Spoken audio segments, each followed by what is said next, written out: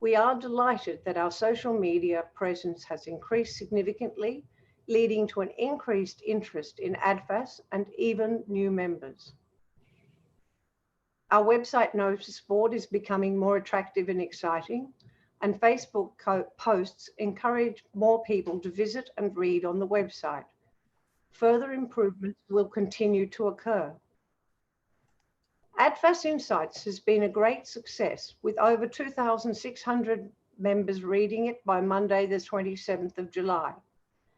It is proving an excellent tool for keeping members in touch with the broader picture of ADFAS, and we have received many positive comments from members. The first round of Zoom meetings with Chairman was very successful, and a survey will go out shortly to determine topics and groupings for further Zoom meetings and workshops for this year. John Griffiths, National Treasurer, and Libby Davis, National Events Coordinator, have both recently gained considerable savings for the association, with a reduction in cost of insurance and the transfer of our deposit at the Stamford from 2020 to 2021. The Executive Committee is investigating ways to make further cost savings, as next year will be even tougher as societies try to maintain membership and the association supports societies where necessary. Also, new Microsoft platforms will enable the executive team to work together more effectively and present workshops to you all in the future. Despite COVID, there has been much achieved. It's exciting to hear that in states where there is little to no virus transmission, there are plans afoot to start face-to-face lectures or host events. ADFAS Perth and ADFAS Florio are about to start lectures with local lecturers, and other societies are making plans for later in the year. For those large societies with venue issues, the situation is more complicated and will not be clear possibly for some time. I encourage everyone to work together with united goals to ensure that ADFAS remains strong and maintains all that makes it so unique for us all. Do I have any questions from anybody on my report?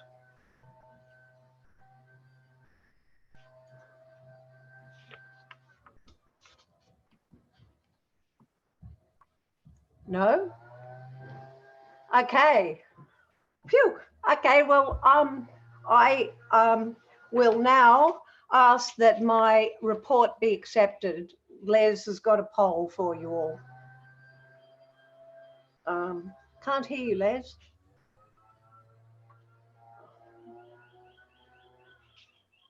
Okay, I'm just having a couple of technical difficulties here.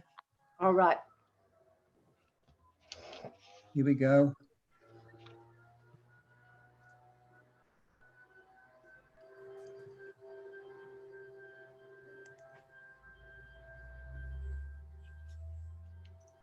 Yeah, I've got to end that one. Oh, and sorry. I've got to get the right one up. National Chairman's Report launched. Right. Thank you.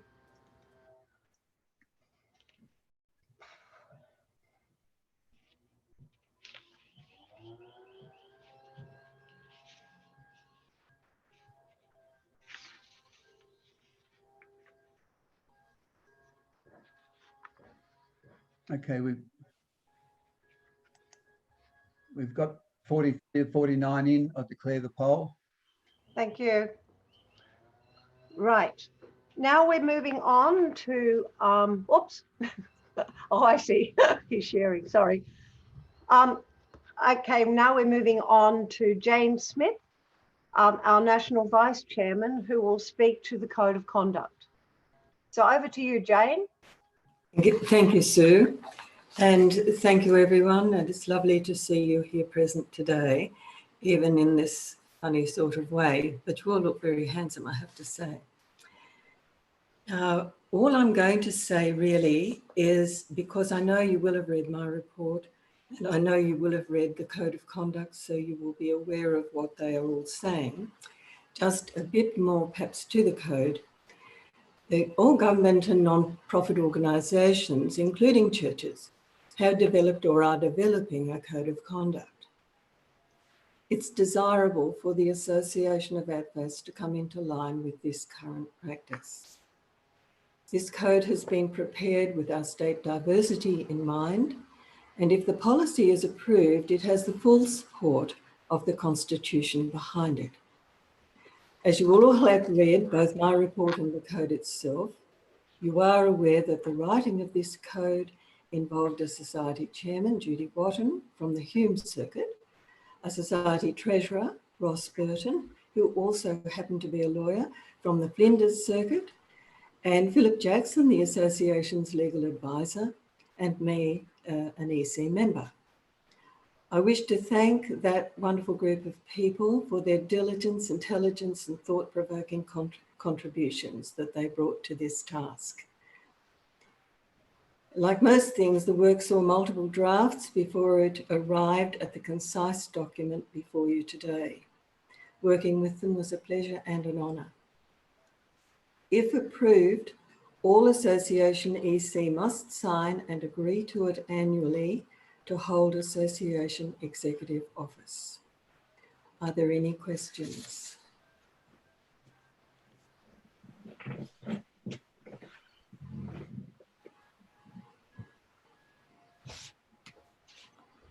No.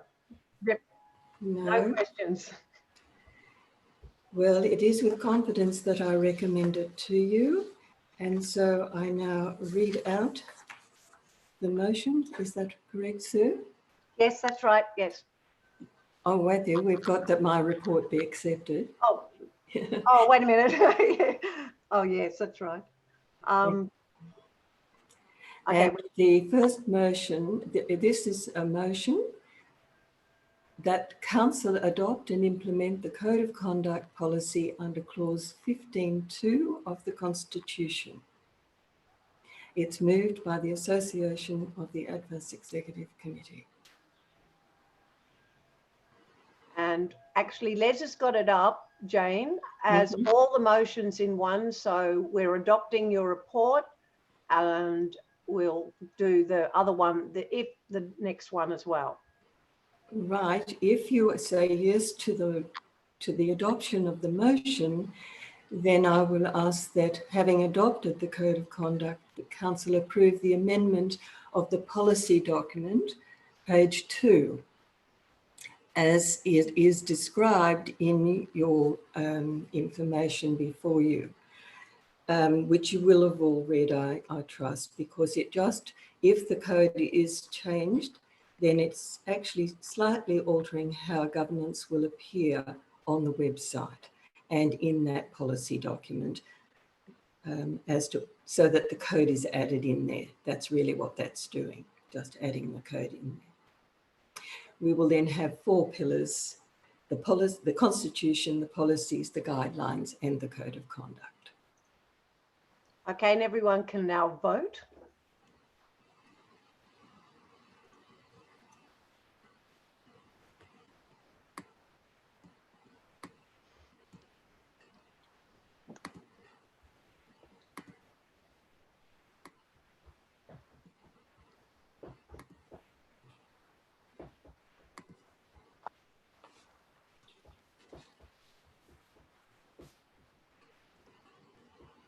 We're well past 50-50. I declare all 3 motions carried. Thank you, Les. Thank you, Jane. Thank you, everyone. Thank you, everybody else too, because that's been a huge amount of work. Thank you.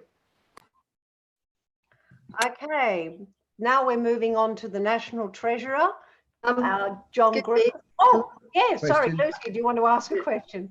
No, I just want to make a comment. I just think it's a great pity that we need to have a code of conduct.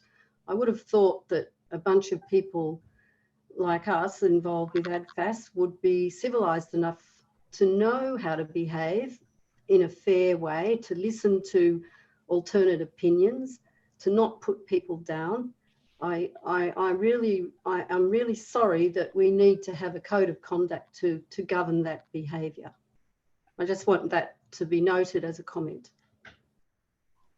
Janie, do you want to speak?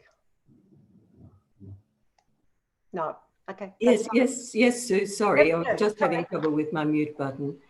It was Lucy. Thank you for that comment, and I appreciate that you've made it. And in fact, many of us would nod our heads and agree. And it's a sad reflection, really, of our society, that so many people, you know, right across all forms of our society, really, have found the need to implement such a thing. So you have my understanding, and yes, I'm nodding my head with you. Good. Thank you. And thank you. Because you're a civilized person. Yeah, thank you for your comment. Yes. Thank you. Does anyone else want to say anything? No. Yes.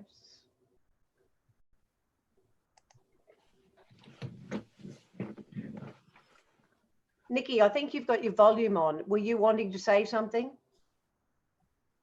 No. Okay. Can you Okay. hear me? Yeah. Oh, I've got mute. It's got mute here. It's gone. For some reason it's gone. Yeah. Oh. Yeah, we can hear you. Don't worry. Okay. Now, hopefully when we go to speak, when we go to the next person, it'll change back over. Okay. We will now move on to the National Treasurer, John Griffiths, who will give his report. Okay, John, when you're ready. Good afternoon, all. You have a report before you, which I imagine that you've all read. And I just wanted to make some comments generally about a few things.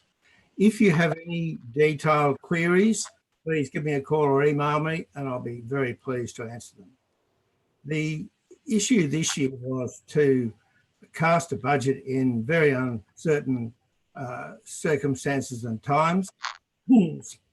So the idea was to recognise costs that have been incurred to the year to date, see what we might feel they would be from June onwards to the end of the year, see if we can cast a number for our fees that would break us even, and then towards the end of the year we'll have another budget, which we hope will be more accurate in the light of circumstances at the time. So you see before you a budget that's been cast pretty much to break even, of course, so that the fees, as you'd all be aware, have come down substantially over the previous year. Now, that budget shows a small deficit, but that actually is the worst of it at the moment. We have a number of government grants that have come through. We have two lots of 10,000, one of which we've banked. One is due in a month or so. What we're going to do with those funds, not sure. I'm inclined to just keep them in reserve because we really don't know what's going to happen next.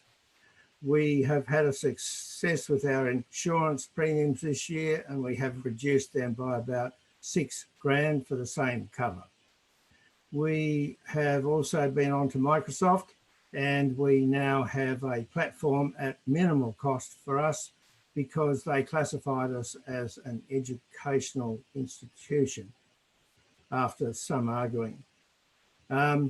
We also have an opportunity, which I'm pursuing at the moment, to go to the New South Wales government for a grant of $3,000 for restarting, and that can be towards any costs that we choose to enable us to keep on going.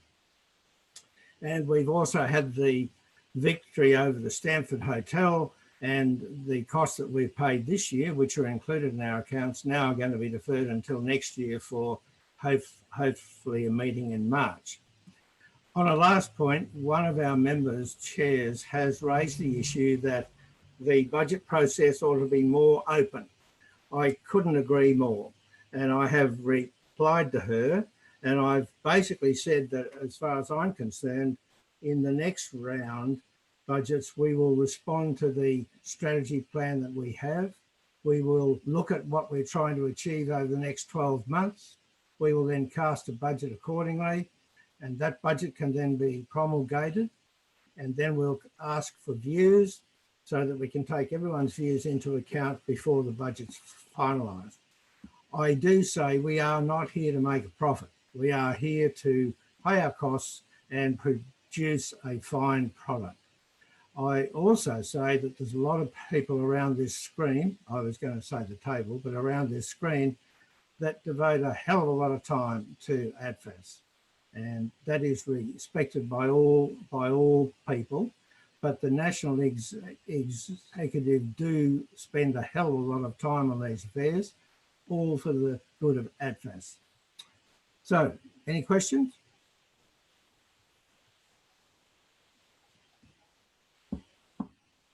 Okay, well, I move that my report be accepted. Seconder? John, Sorry, the question from Nikki Peters. Sorry, Nikki. Go on. Well, firstly, John, I congratulate you very much for putting this together in very hard times. Thank And also well done about being able to decrease some of our costs. I'm not sure whether my questions will be significant as per your instructions to email you personally, but I'm just a bit concerned about some of the costs in the revised budget, why they have become so much more expensive from the original budget, considering that we've had, I quite admit, a complex year, but a year which shouldn't have so many expenses. May I take, for example, what society expenses mean? 2,000 were now $8,000. What constituted the overseas lecturers' expenses? 35,000. This year 20, which I'm quite confused about. Why the website and IT is so much more expensive when you said that you'd actually had a chat with Microsoft, and why we spent $9,000 on a council meeting when we haven't had a council meeting. I'm wondering whether you would be able to talk to those. Right. Okay. Well, the council meeting, I believe, is the figures that in fact was for the Stanford, which we had to include in the budget, but they've now been credited because just in the last week or so we have had an agreement from Stanford that they will in fact pass those on to the next year. So in fact we are now ahead by $8,500, which will go into costs for the next year.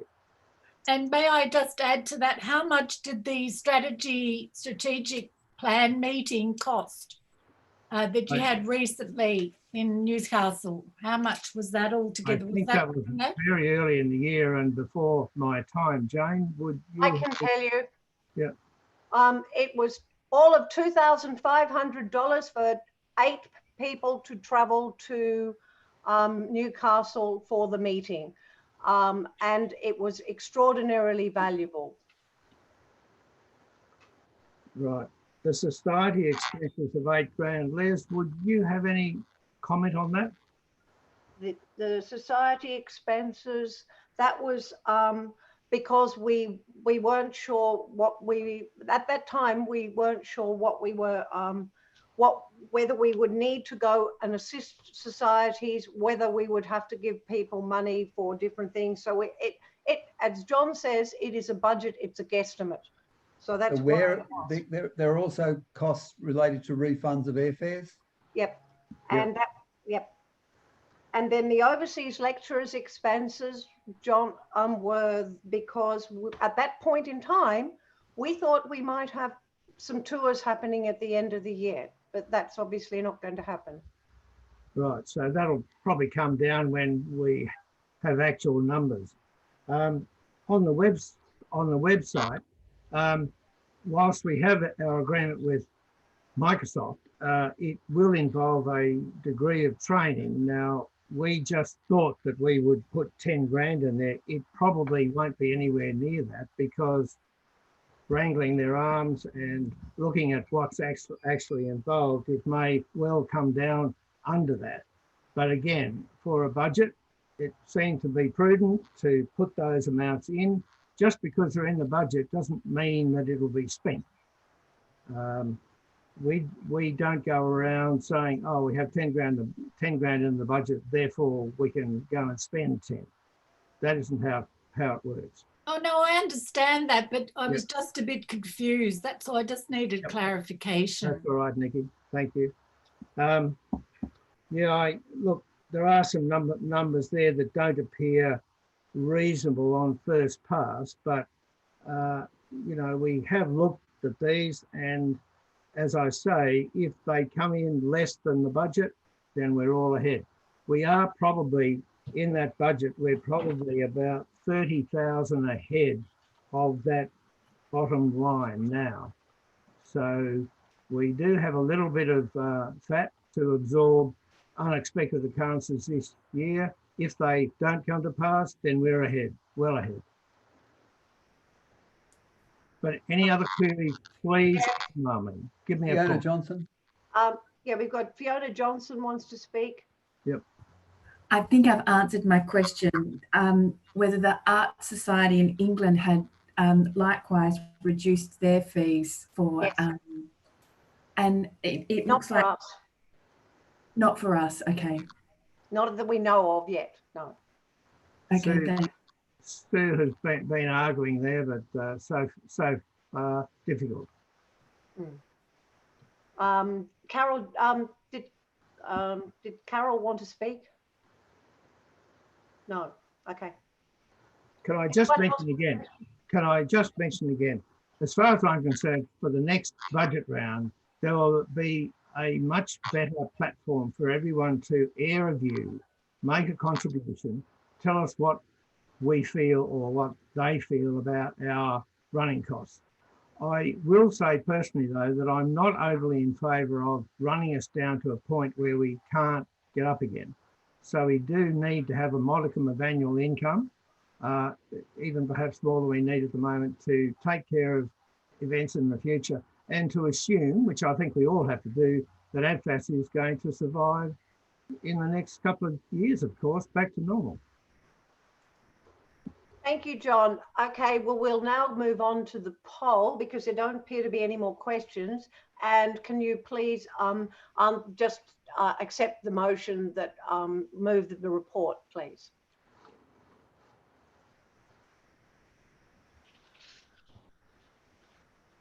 Right, we're waiting for Les. Yes, the poll is carried. Thank you very much. Thank you, everyone. Now we Excuse move me. on. Oh, sorry. Excuse me, Dawn Clark. I think that poll was wrong. I think that poll said the annual accounts, financial and audit accounts for the year end 31st of December be right, accepted. Oh, yeah, sorry. Thank you. Sorry, That's quite right. That is I've got the wrong poll up there. That's Les. Treasurer's report. See if I can find the poll for the Treasurer's report. Sorry. Thank you, Dawn, for picking that up. Yeah, good point. So many things to watch. Yeah, I'm still trying to find it. Okay.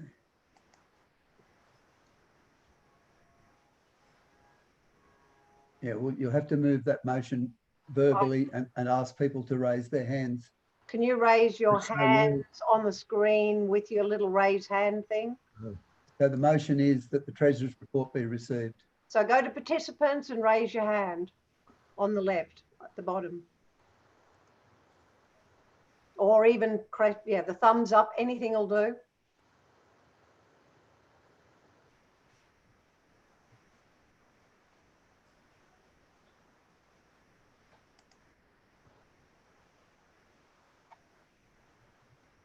We need some more hand raises.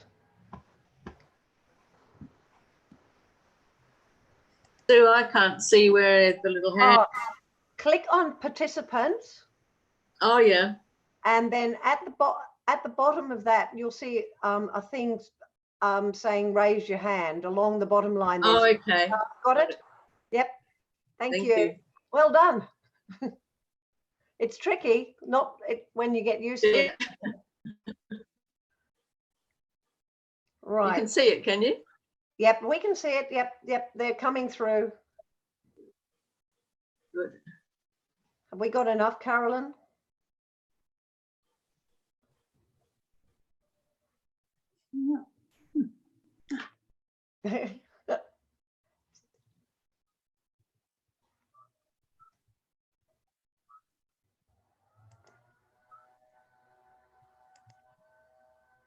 Okay.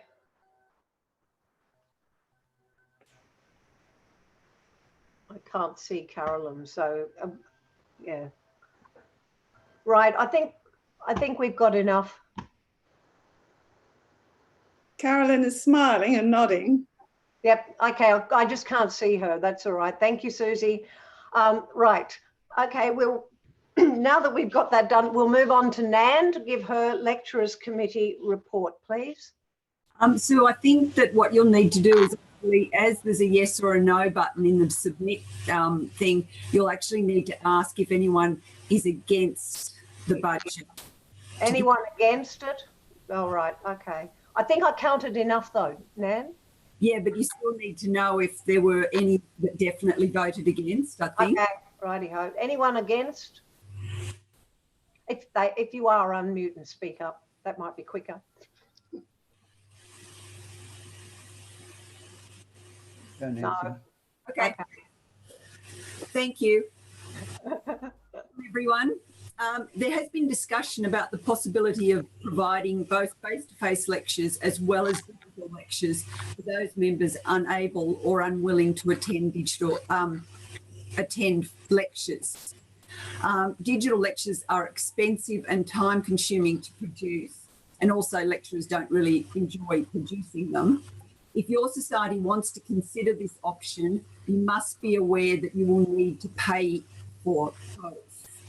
We may be able to negotiate a discount, but please don't think you're going to get a digital lecture as well as a face-to-face if that's what happens. We are also looking at live streaming lectures to societies that may not be able to host lecturers themselves. But once again, there will be cost in producing the live streamed lecture. We've been asked about the possibility of a digital ADFAS membership, not only for current members, but also who may be unwilling to come to face-to-face lectures because of ill health or their age until there is a COVID-19 vaccine, but also for those who live in isolated areas that do not live close enough to an ADFAS society. We certainly have a wonderful library of digital lectures at the moment, but would need to negotiate continued access. And if this alternate membership proved popular, we would need to see if lecturers were prepared to continue to produce digital lectures on an ongoing basis. The Lecturers Committee will be meeting next week to analyse the 2021 planning questionnaires that you recently returned to us. Now, obviously, some of the situation that you thought you were in when you answered those questions has changed dramatically, especially for Victorians and now those living in Sydney.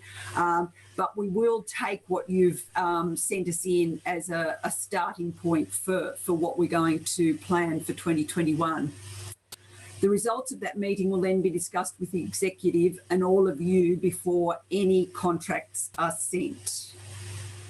As I said in my report, we are working in uncharted territory. So if you or your committee have a wonderful idea, we want to know about it. It might help the Lecturers Committee to ensure a better 2021 ADFAS experience, or other societies provide a lecture to their members that they otherwise may not have been able to provide. Likewise, if you have a question or issue that you feel we are not addressing, please contact one of us and we will organise a Zoom meeting with other societies experiencing similar issues. I would like to acknowledge my team. I truly appreciate their dedication, enthusiasm, camaraderie and support. I would also like to thank the National Executive Committee who have supported and encouraged the Lecturers Committee to think outside the ADFAS box. And especially to you, the Chairman and your committees who have been so encouraging of what we have put in place this year. Is there any questions? We're just waiting to see. Doesn't look like it. No one has a question of Nan. You trust her implicitly. Okay, I will ask that you vote on the poll that her report be accepted, please.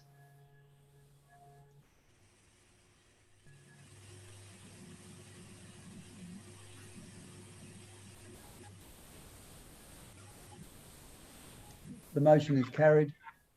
Thank you, Les. Right, now we move back to me again, because we're moving on to the motions to be put to council. And the first motion today is the policies motion. I just want to speak briefly to that and say that in the process of checking and updating all website documents, it came to our attention that a large number of the ADFAS policies have not changed since 2010. Several decisions made without a policy change. Some policies do not relate to current practices or are no longer relevant. We have therefore proposed the following changes, which you will have read, I hope, in section 9, pages 15 to 18. Does anybody have any questions about those policy changes? A lot of them are just modernizing wording and things like that, or taking things away, but we're happy to answer any questions.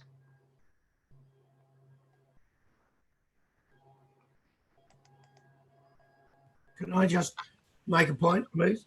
Yep. Can I make a point, please? Yes. One idea that we have spoken about is to have workshops via Zoom for particular groups over the next year to walk our way through policies, constitution, all those sorts of things, so that chairs will be much more informed via face-to-face rather than having to spend an agonising evening reading pages and pages and pages of stuff that they don't really understand. It just seemed to me that a half-hour Zoom would be much easier, and then to have on the website a very reduced version of what it's all about so that people are able to be instructed easily. Thank you. Thank you, John. Okay, so if there are no questions, I'll move on to the actual motion, which I will submit on behalf of the National Executive. I move that the ADFAS policies be amended as per section 9, page... Sorry. Oops. Sorry, I've had my hand up. Oh, Patricia I'm sorry. Rizzini, ADFAS Gold Coast. Yeah, no, sorry, we didn't see it.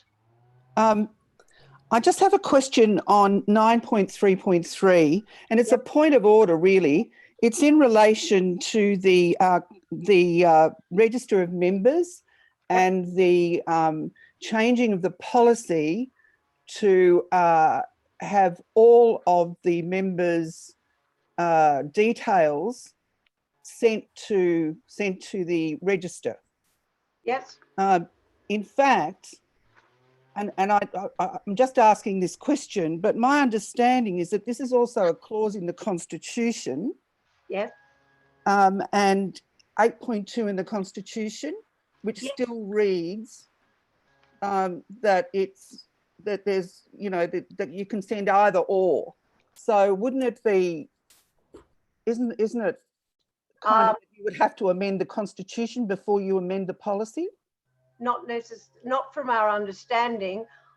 The policies sit under the Constitution, and currently, the only society, yours is the one society has chosen not to send in your email addresses. Correct. But we are in the modern age, and the only way for us, the best way for the association to communicate with our members is digitally. And so we have a right to communicate with our members, and so if we have their email addresses where appropriate, I mean, if they say they don't want you to give their email address, that's fine, but you'd have to ask all of them Everyone else has given email addresses, and that way we can communicate with our members. Les might want to speak as public officer over this because, you know, he's got views as well. But that's how you can. The policies sit under the Constitution, despite what the Constitution says. My comment is that the members of each society are also members of the Association of ADFAS. Yeah, my comment is not in relation to any of that.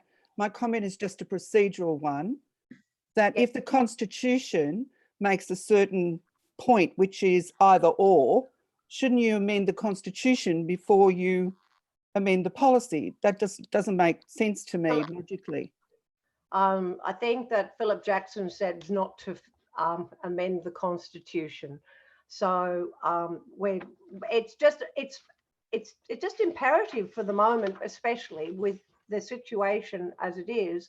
I mean, we will not be able, if we don't get the email addresses of members, then we have no way of communicating with them, and we're certainly not going to be sending out thousands of letters. So because you know, that costs society, that costs everybody else. So that's not the question I'm asking. I know. Okay, well, we'll investigate that a bit more, but as far as that's what my understanding of it. Jane, have you got anything comment? Yes, I think that the either or is a valid thing, and I hear, Patricia, what you're saying. I think that anyone in any position has a right to say no thank you and unsubscribe and have their name removed from that particular email capacity. I think the point about ease of access and the in a communicating way still applies. So it is a vexing thing, and it is a difficult one to word in a way that meets all the needs. And it is right that I can agree that I don't want to have something received that way. That is absolutely correct. I guess what we're asking is simply that that person that doesn't want that can state that as an individual member of the association. That's all. And perhaps that is helping you. And as Mrs. Gaffups down the road does, who happens to be in somebody's society. So I think the Constitution must stand. Yep. That's May right. I say something, Sue? Yep. Dawn Clark. Yep. Your Constitution has to be, your Constitution is your guiding document. So if it says either or, your policies really have to reflect that, unfortunately. That's really, it's a moot point, but that's what the woman's asking. Should the Constitution reflect it? But would we like to change that wording to should individual people should be asked if they will, you know, give permission, because that's what we do currently. I understand that you need to be contemporary and have email addresses. And we have the same problem in Year 3A. We have about 85 people who won't supply their email addresses. That's fine. And we don't have everybody's email address. We only have the email addresses of those who have given them to their societies. But it should be the individual telling their society that telling their society or us that they don't want to give it, not the society deciding on their behalf. True. And have you got an unsubscribe button on the, Yes, I read the document. Yes, we and do. they can unsubscribe. That's exactly correct. Yeah. So, again, can I just say that it's not about any of that. It's about the fact that you've got a policy that you're changing, but you're not. If you want that policy to be valid, you have to make a change to the Constitution, because the Constitution still is the law, really. So your policy has to fit under the Constitution. So you're changing a policy. Do you see what I'm saying? Like, you're changing a policy, but it's the Constitution still is sitting there.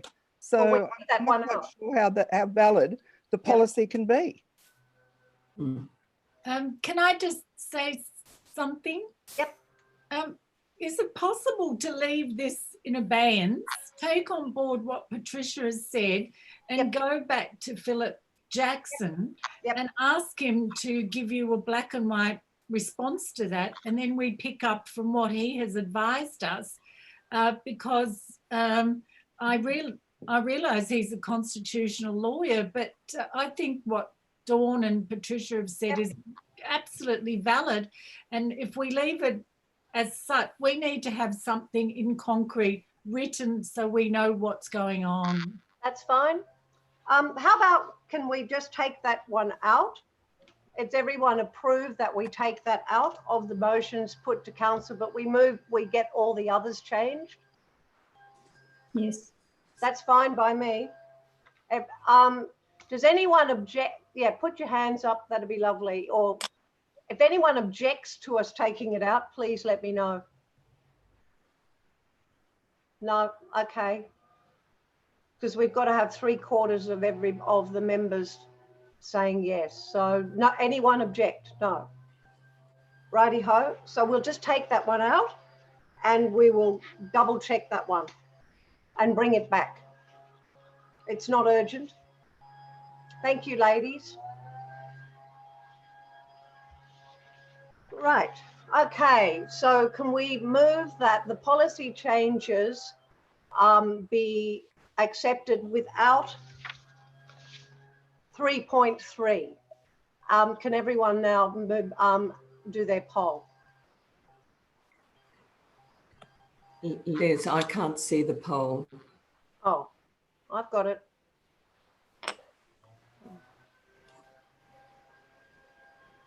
No, I can't see the poll either.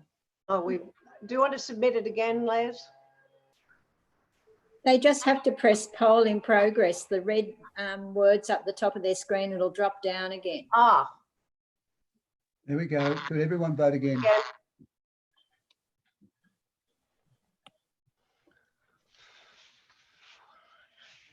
So, sorry, what are you asking us to do? Just vote on the that we accept the policy changes except for 3.3, which we will clarify. But that's not on it at the moment. It's not on at the moment. Oh, okay. Yeah, it's been taken off. The polling is visible to most because we've got 29 voting for the motion, no people voting against the motion. The motion is carried. Right. Thank you, ladies. Right, now we're moving on to the next motion, which is a motion from societies. This motion says that this meeting recognises the terrible destruction that recent fires in Australia have caused. This recognition by ADFAS could be in the form of, sorry, I've just dropped my piece of paper, unique item damaged during this time. This meeting recommends a project of this nature be investigated by the Executive Committee in consultation with the Australian Institute for the Conservation of Cultural Materials and Societies in Southern Australia, who have been affected by the fire. This motion has been moved by ADFAS Byron Bay and seconded by ADFAS Gold Coast. And I ask that John Griffiths, Chairman of Byron Bay, speak in favour of this motion. Yes, Sue, thank you. This was proposed for last March, of course, during a much more urgent time of the fires. But to my mind, it is still relevant. The PRF is there to help with conservation projects, and it just seemed to me that it would be a good thing for ADFAS to be seen to be helping with the fires. Now, it's a fairly obtuse way to help, but I just thought that if there was some particular item or a building or a structure that would require to be conserved or help to be conserved, then I think ADFAS could be a very positive force. And I think also that if we market it in the right way, we would be seen to be in a marketplace that we're not often in. So that was my idea, better or worse. I don't know what projects we could back or have a look at. I'm sure some people have ideas, and but I would rather like it to be on the plate that we are going to do something about it. Thank you. Thank you, John. Does anyone have any questions or anything they wish to say against the motion? Harold Johnson. I just wanted to get some feeling for how much money you think would be involved in such a conservation project. Carol, it's a fair point. Certainly not tens of thousands, but it's just that the PRF does give out grants every year, you know, a couple of thousand here, a couple of thousand there. I just thought that if we were going to give a grant out this year to a person or a persons, that we would try to orientate that grant towards things that may have been destroyed in the fire or fire. So I'm a bit confused. This isn't the Patricia Robinson Fund. It's a different grant. Patricia Robinson Fund. It is the Patricia Robinson. Yes. Would come from there. Okay. So are you suggesting that we increase the amount that we would normally give to Patricia Robinson in order to encompass something related to the bushfires, or?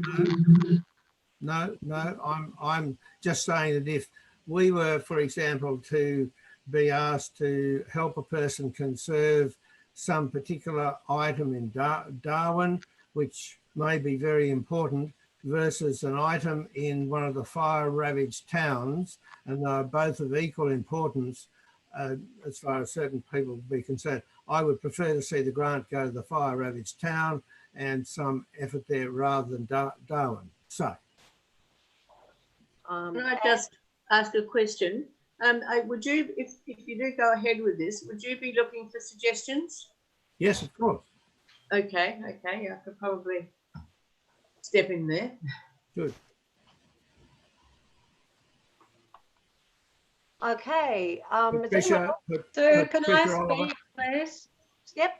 Patricia Oliver. I take your point, John, but the Patricia Robertson Fund is actually given to a person. It's not specifically designed for a project. It's the person is applying as part of their career progression, and let's not confuse the issue. I do see that there's a very valid role for ADFAS at either a local society level or even nationally to look at contributing funds to preservation of damaged items in our own regions or even nationally. However, I really think it muddies the waters enormously to move the grant of those mid-career scholarships from the person to the project. I think, yes, there are always going to be projects that we could fund that are current projects or because of an immediate disaster, but we need to keep our mind, I think, our eye on the main game with the Patricia Robertson Fund, which has taken quite a while to get the kudos that it deserves, and let's keep it as that. Now, it's likely that there will be applicants for that who may have a project resulting from the bushfires or some other disaster we have in this country, but I don't think that should be the primary determinant. I think there are some other people that want to speak because we were part, I mean, I've got Alex and Jane, but we were part of the executive committee when we changed the wording. I don't think the intention was to take it away at all from what we're doing now. I think the intention was to do it through whatever we did through the Patricia Robertson Fund rather than than using it from our general funds to give to something that wasn't conservation related. I wasn't for a moment suggesting that.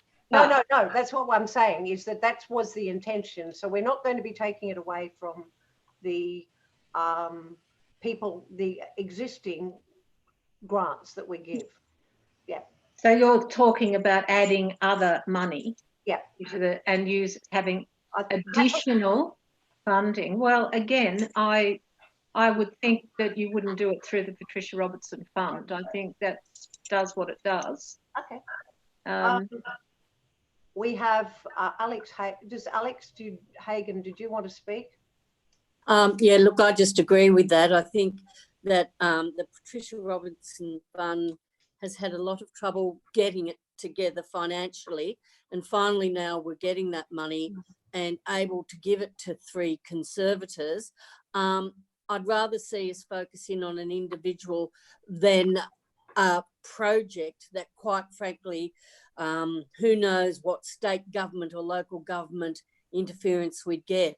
I'd much rather just do that. But if we want to go and help with the repercussions of the fires, sure, but not through the Patricia Robertson Fund.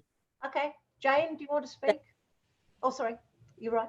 Yes, Sue. The only comment I was going to make was that we gave a once-off grant about the curtains at the Opera House, which was not about people.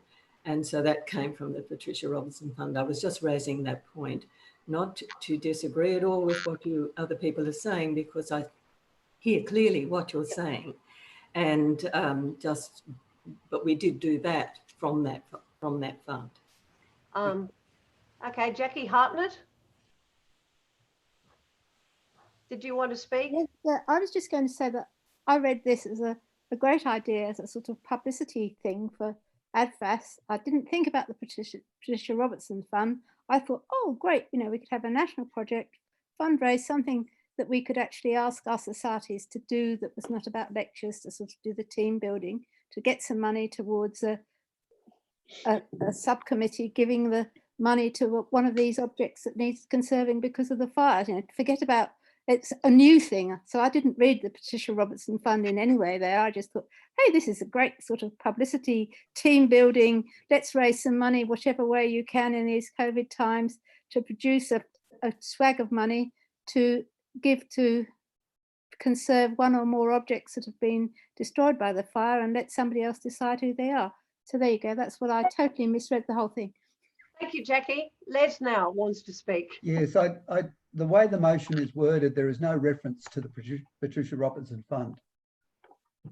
And so I would feel the motion should be carried, and the executive committee should contemplate the projects after getting suggestions, and that the executive committee should allocate funds from the general fund. Anyone else want to say something there? Margie would like to speak. I was just wondering, if there is a concern, why don't we link it to ADFAS in the community? Yep, it's the thought. Yeah. After all, it would be a community thing. Pardon? Anyone else? Where do I react? Hey, No, wrong one. I don't know how to speak. Libby. Yeah, I just want to say that's the first I've heard of it being PRF, and I'd be totally against that. Yeah. Right. So it should come out of general funds. Yep. I'm uncomfortable voting for something without knowing the amount that we're going to be expending. I mean, we can't agree to do something without having any idea of how much it's going to cost, surely. I get in. Gal, do you want to speak? Yes, thanks. I agree with a lot of those statements that have just been made, and particularly take on board what Libby's just said, because she's the person responsible for PRF this year. And I think maybe a solution is, yes, ADFAS in the community sounds great, but perhaps to overcome some of the concerns while supporting the intent of this motion would be to get the executive to look at some proposals that they might seek from throughout Australia, and then come back to the wider group with recommendation for a specific project, so we could all have some input into that expenditure. That sounds good. Yeah, well, I agree with that. Why don't we withdraw it, keep it on the table, and bring it up next time with some more ideas built around it? Yep. That sounds great. Yep. And John, perhaps a $sign possibility. Yes. We can consult with Julian, see if he's heard of anything too, because he will be the one who was, would have his ears to the ground. So that would be good. Thank you, John. Thank you. So the motion is withdrawn. Yep, motion's withdrawn. Right, next motion.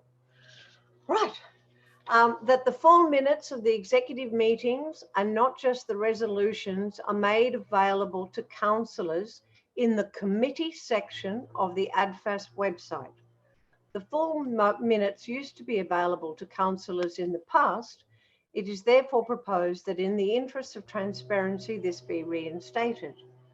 It was moved by ADFAS Sunshine Coast and seconded by ADFAS Noosa. And I will ask Dawn Clark, Chairman of Sunshine Coast, to speak briefly in favour of the motion.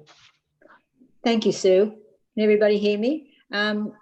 Because we're a disparate society all over Australia, just reading the resolutions is a little bit difficult to understand the executive because we want to work in consultation with the executive. Now, I'm only a new member to ADFAS and to being a chairman, but it's really good to understand what the lecture committee are doing, what all the other committees are doing. So that's what we're asking, just not to check up or anything like that, just to understand what's going on so that we can be in concert with that. Thank you, Sue. Thank you very much. I will ask Jane Smith to speak on behalf of the executive on that motion. Dawn, thank you for saying those things because that did clarify for me, because I sort of felt I had a difficult job in one way. I think then if you're all in agreement that it's about transparency and understanding between us and how things come about. So the essence and the outcomes of EC meetings are what are in the minutes. Also, I will read a regulation so that everybody's understanding this. The Association's Incorporation Regulation 2016, Schedule 1, Part 5, Clause 45, Section 3. The committee may refuse to permit a member of the association to inspect or obtain a copy of the records of the association that relate to confidential, personal, employment, commercial or legal matters, where to do so would be prejudicial to the interests of the association. The other stumbling block for us is that these minutes are meant to be the essence and outcomes of EC meetings. They're not a transcript of the discussions and debate. And if that is understood, then we really don't have a problem. I don't think the confidentiality of the meeting room needs to be preserved so that full and frank discussion can take place and full debate. If it goes into the login section of the committee, that motion would lose a degree of its the minutes lose a significant degree of their confidentiality because it's not just chairmen who have access to it. So as it's worded, it's a little bit difficult for the EC to support the motion because it could be prejudicial to the interests of the association. But we are all for transparency and for you knowing and understanding how we work. So that's my statement. I'm happy to answer questions. Anyone else want to speak or Nancy say Robertson. anything? Nancy? Nancy? The motion currently says that the full minutes of the executive meeting, whereas Dawn actually said she'd like to see the minutes of the executive meeting and the LC meeting so that you can understand the running of the LC meeting. No, I didn't say that. I'm sorry. That's what I heard. Sorry. I heard that too, Nan. Yeah. Now, I was using that as an example. What I'm saying is it is good to know what the people are thinking. And it's only in this past 5 months that I've understood about the lecture committee. But the thing is that it's only for councillors, Jane. It's not for all everybody in ADFAS. So maybe there you have a confidential section where just the senior people can log into. So, Dawn, does that need a slight adjustment then to that motion? Well, it probably does. If the committee section is not a secure site where anybody can log into. Well, yes. Well, perhaps again, this should be held aside to see how the workings go. Very happy with that. The other thing I do want to say is that the executive at its next meeting is actually looking at a document that would sit on the website, which tells you exactly how we do our minute taking and exactly the process we go through. That would just sit there as a document. And anyway, But that's not what we're asking. We're not asking for a process. We're asking for the outcomes. Yeah, no, I understand. I mean, in the Freedom of Information Act, yeah, people should be able to understand how decisions were made. Yes. And that's, I think, what we're asking for, how decisions were made. Yeah. Understand, Dawn, and you have... Nan wants to speak. Nan, would you like to speak? Sorry, I've got too many mouses on my desk. Dawn, if you do want the LC there, you'll need to reword that motion so that if you do want to know how we've come up with the LC, you'll need to add that as well, because we're not actually, we're a subcommittee of the executive, not the executive. So Thank you, Nan. But so if you or your the person who seconded want that, that will need to be added in as well. I think Judy Winston-Smith wants to speak by the look of it. Oh, thank you. All I was going to suggest was maybe just send out the information from all your executive meetings by email to the councillors. I think that's not safe. I think Les will tell us that. But at the moment, what we do is we put up the decisions straight away after we have a meeting, and we whereas if they want the minutes, they will you have to wait for them to be ratified each time.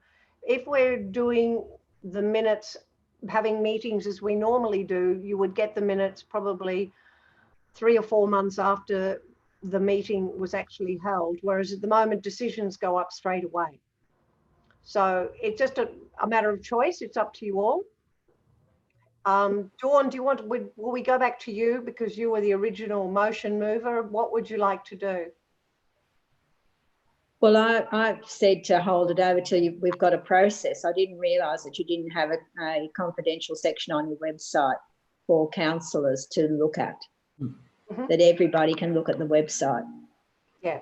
So hold it over until we can talk the about motion it. is withdrawn. Yes. Okay, thank you. It's an interesting exercise, all of this. So yeah, thank you everyone for your contributions. Okay, where are we? Now we're up to the website coordinator, am I right? Yes. Helen Milne, would you like to speak to your report? Sorry? Sally Lowe wanted to say something. Oh, right. Does Sally want to say something? Sally Lowe, please say something. I just wondered if it would not be more appropriate to have the minutes of the executive committee available from the secretary on request, that they were not on the website. That's what we do for another society of ours. Then we know to whom they've gone, and the confidentiality remains. Yep, that sounds good too. That's what you can do currently anyway. Well, there you are. Okay. Thank you, Sally. We'll go to Helen. If no one else wants to speak. Right. Okay, Helen, are you ready? Yes, I'm ready and I'm here. Thank you and welcome everyone. It's lovely to see the new faces, and I'm sorry it's not in person. At least we don't have to match our shoes with our scarves on video. The website's been interesting. I won't read it. You've read it all. Thanks to Lizzie for her excellent work with Facebook. A review, of course, is underway to make the login section simpler for everyone to find the relevant documents. A big thank you, particularly to the societies who are sending in newsletters for publication on their society websites. I urge all of you to send them in because it encourages traffic to the ADFAS website, which of course encourages, hopefully, membership and interest. That's all I'd like to say. Were there any questions?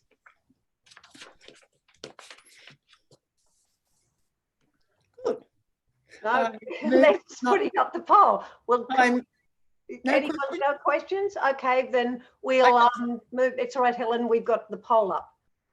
So can people please vote on the poll to accept Helen's report?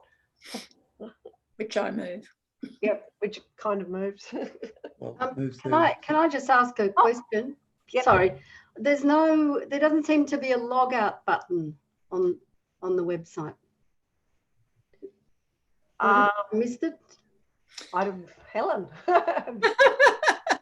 Good question. Good question. I never log out. I just leave it on. It's permanently on in my house, but it also does cut out with when people leave it after a length of time. It automatically stops.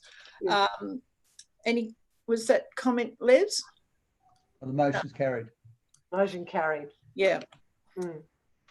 I often have to re-log in, so it does cut out. Okay. Oh, well, I won't worry about it. Thank you all. Thank you all. Motion passed. It's all right. You can rest in peace now, Helen. I'm fine. Okay, Susie, I just now ask for Susie Craig, our newsletter editor, to speak briefly to her report.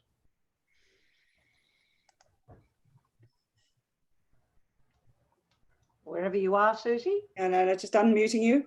Unmuting me. Right. Well, first, I must thank Carolyn Larkin for the fantastic job she has undertaken in distributing the newsletter. I think writing it is a lot easier than putting it together in MailChimp with all its vagaries and then distributing it, then collating the bounce backs and the unsubscribes and the successful deliveries. So many, many thanks, Carolyn, a terrific job. Based on what she's told me, out of the 4,079 email recipients, she managed to actually get 4,051 successful deliveries, which is pretty terrific.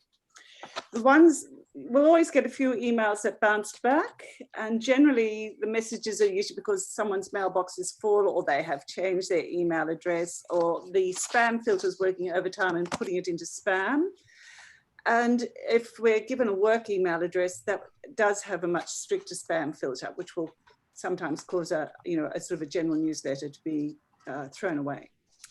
But really a fantastic effort. And out of those 4,051 successful deliveries, we've had 2,597 opened. And that was as of the 27th, which is terrific. The comments so far have been really sort of welcoming and interested and curious. I actually would welcome anyone's suggestions for input into a newsletter of this type, which is very general in content and format. It's really just to create a connection between the individual members and the national body as an entity so that they begin to understand, and therefore perhaps they might even be more interested in coming onto various committees to work with us. I mean, this is one point where we struggle here in Brisbane. We've got some ideas on what we should be putting in, but welcome anyone who sends their thoughts and concepts.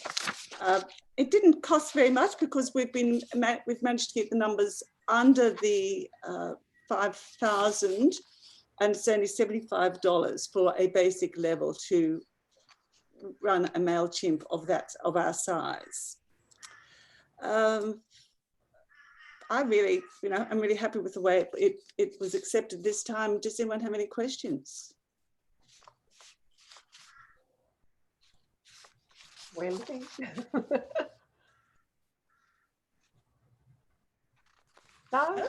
No questions? Yes, I have just a quick question. Yeah, go for it.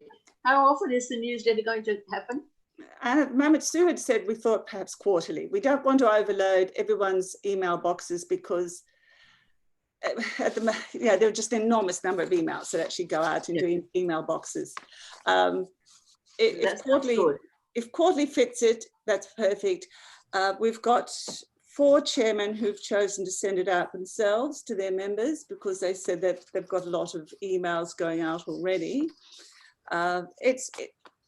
I've had feedback where some of our members have said they're getting too many, they're just not going to read anything now. Well, that's their choice. There is an unsubscribe button on it. We haven't had that many unsubscribes. In fact, I think Carolyn said there's only been three. Yeah, which is terrific. That's great. Yeah. Fiona, did you want to speak, Fiona Johnson? Can't hear you. Thank you. One thing I wanted to say, one thing I really liked about Art Life last year, and that I felt Western Australia felt connected to the rest of Australia, was the individual stories about artworks in the individual towns. And I would love to see more of that, because that was, I think, one of the most connecting things in Art Life last year, and more of the Patricia Ollie type articles. And I think some of those were paid articles. No, they were free. No, free. Oh, were they free? Even better. Yep. I mean, they were fabulous. But good start, but that's what I'd like to see more of. Yep, we'll work on it. Terrific, thanks. Thank you. Could I just ask a question, please? Yes, Dawn. Dawn Clark.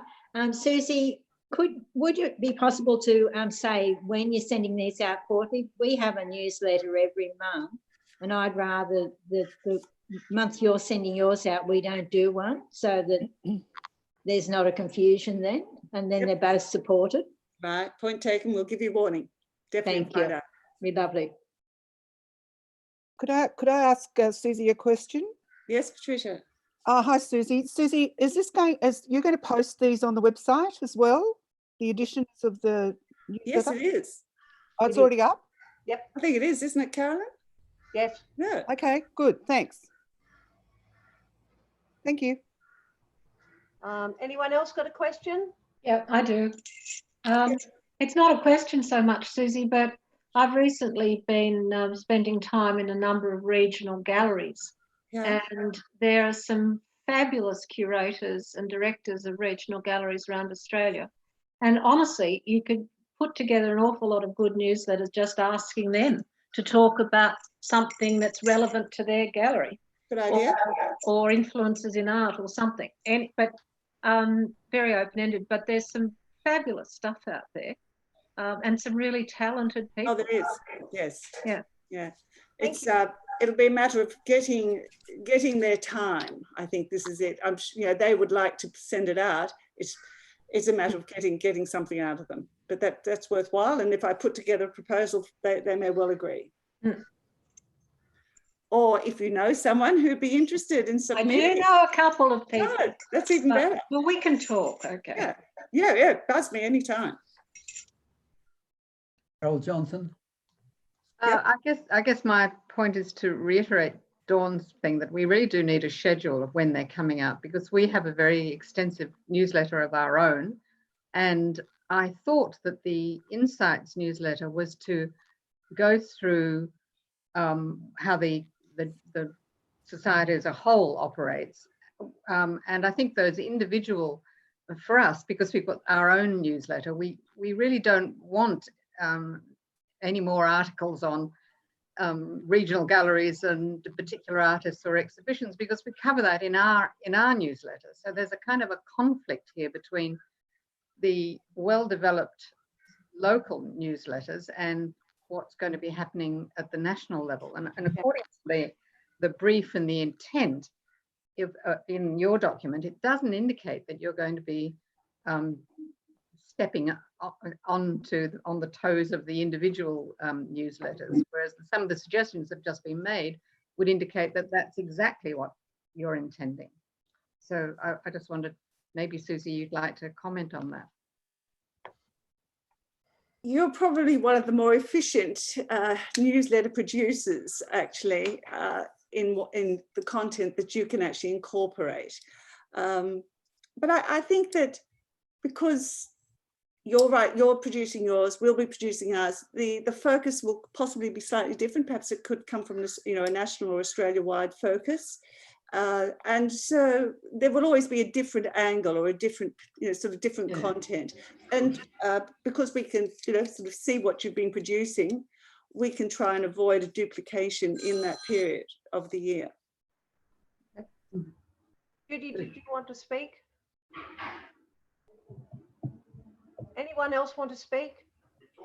Well, I tried, but it didn't work. Yeah, no, Alex, speak now. Oh, Judy, you can speak now if you like. Me? Yep. Yes, Did Judy. Oh, God. I was just going to say, Australians are travellers. What's the point? If, if people from ADFAS are travelling around Australia, they could tap into the information anyhow. I wish we were travelling. Well, under normal circumstances. Yeah. Well, possibly at the moment, Judith, because we're not. It might be better if it's, at least it's something to read about, isn't it? That's right, yes, yes. Somebody's got a microphone on that needs to Wait a minute, I'll turn mine off. Yeah, thank you. Okay. Are we, sorry, Alex Hagan did, yeah, sorry. Sorry, Sue, Alex had her hand up. Yeah, I just want to actually, I think that's a great idea for the travelling. I mean, we will get back to travelling hopefully by the end of the year. And I'd love to know some other countries to go to in my progress around, and I'm always open to suggestions and also just education. But also I think the national newsletter actually lets our members know we are a national body. A few of our members had no idea. They seem to think we just existed here in Adelaide, but I do think it's a really great idea. So I 100% support it. Thanks, Peter. May I get to Adelaide soon? Oh, one of the few places we're allowed to go. Well, we're not even allowed to go and visit something an hour away from Brisbane now because of a Logan spike. Yep. Oh dear. Okay. Right, now we're ready to just accept Susie's report then. Can everybody vote on the poll?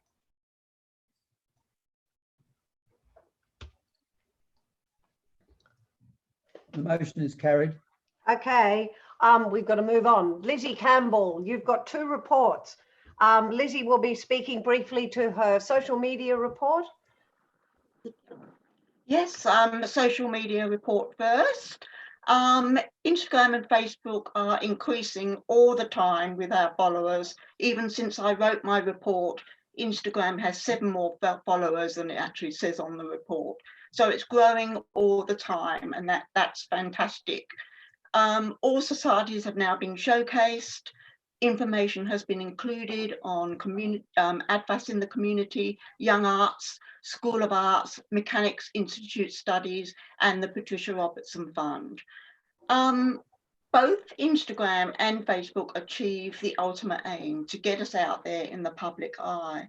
And we have to realise how important that is, because people are discovering us, they're working out what exactly we are, they're interested. And I think once everything gets going again, there'll be so much activity to record on Facebook and Instagram that I'm sure it will get us out there in the public eye, as it already has, but it will encourage people to join.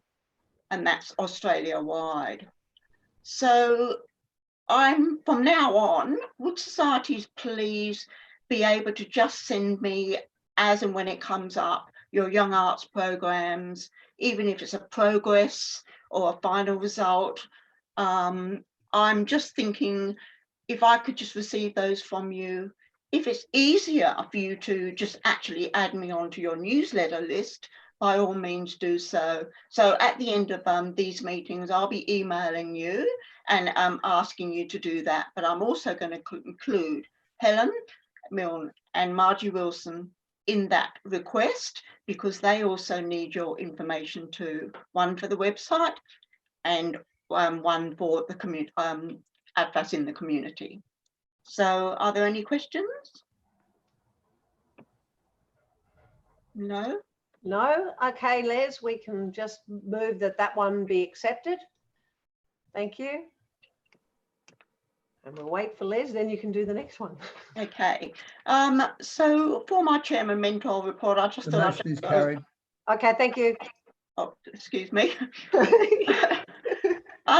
my chairman mentor report, I just thought I'd just run over the circuit meetings for Cook Human Flinders. Before I start though, a little bit of housekeeping. When people are sending emails, could they please put in the subject line, the very first word, always put ADFAS, because thank you, Anne Butcher for Florio, who brought this to my attention, but some emails are inadvertently getting deleted if they don't recognise the sender. The word ADFAS isn't in the subject line, and it has happened. So that's just a little bit of housekeeping. Now, with the free circuit meetings, I hope you did gain something from them. My conclusions are, it's very difficult to say this really because conditions are now deteriorating yet again. But at that time, all societies are aiming and hoping for a return to face-to-face by the end of this year. The majority of us have already lined up Australian lecturers all ready to go on standby to do that. The suggestion of making those events gala events to celebrate the end of the year was well received. Societies would also obviously like to see a return to face-to-face in 2021.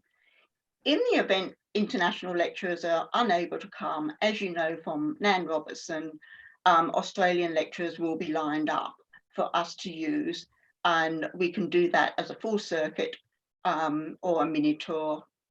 Those options will be open to us.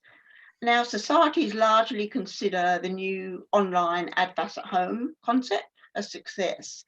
Online lectures have certainly been very well received. However, it is difficult to ascertain exactly how many members actually take up the initiative and log on, because the click rate and the response to emails, response to survey rate, all average around 50%. I'm sure all societies have that little bit of a quandary there. You're not quite sure how many people are actually watching them. So, but overall, there's very positive reflection. Loss of members and requests for refunds have been minimal to non-existent.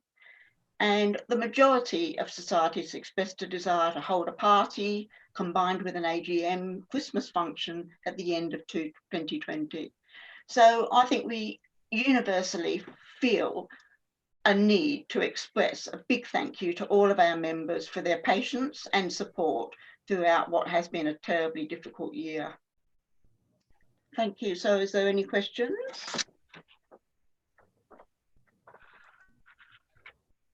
No? No, looks like we can do the poll, Les. Okay, sounds good.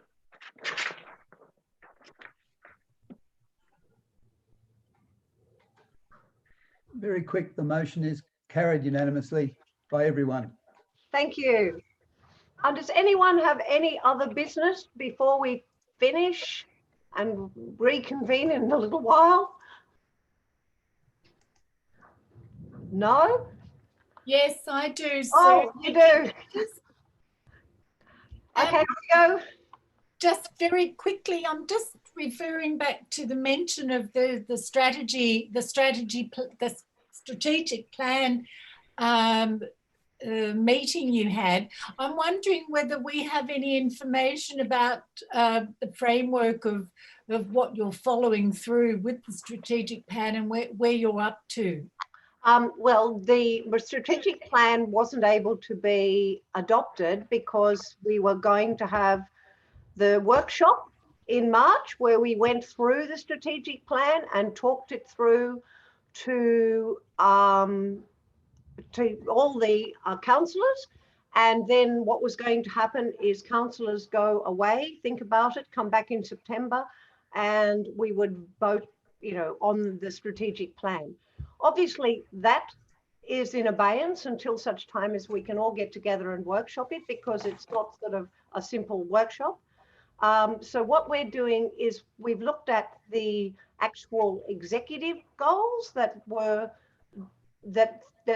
didn't necessarily involve the council itself. So that's what we're doing. And if you'd like to see what those goals are, we're more than happy to let you know what they are. Yep. Oh, you're muted. Sorry. Yes, I would appreciate that. And I don't know others. We all may like to have a look at it. But thank you, Sue.